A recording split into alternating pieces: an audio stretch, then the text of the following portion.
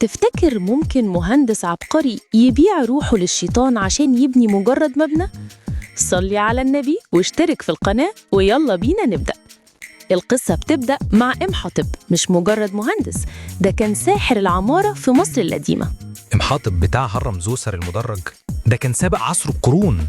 بالظبط، الملك زوسر طلب منه يبني مقبرة عمر ما التاريخ شاف زيها، لكن الوقت كان عدو والمواد كانت بدائية، مستحيل يخلصها في العمر ده.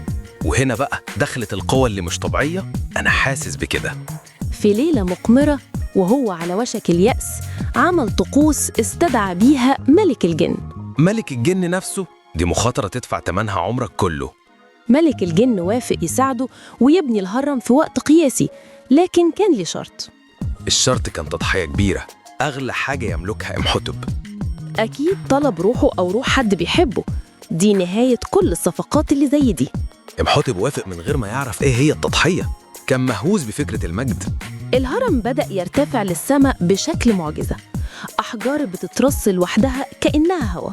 والناس كانت شايفة إيه؟ أكيد لاحظوا إن في حاجة مش مظبوطة.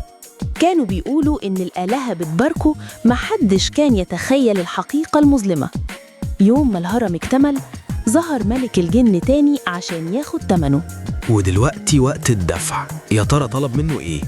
ما طلبش روحه، طلب منه حاجة أغلى بكتير. طلب منه اسمه، يمحيه من كل كتب التاريخ والبرديات كأنه ما جاش الدنيا. إيه ده؟ يعني كل مجده وشغله يروح لوجهة تانية؟ يتنسي تماماً؟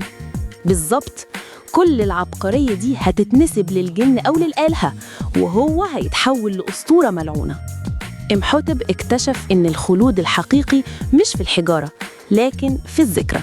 ودي كانت لعنته الأبدية، إنه بنى أعظم صرح في زمانه ومحدش هيعرف إنه هو اللي بناه. فضل محبوس في ظل هرمه العظيم، شايف الناس بتمجده وهو مجرد خيال. وهنا خلصت حكايتنا، أشوفكوا تاني إن شاء الله.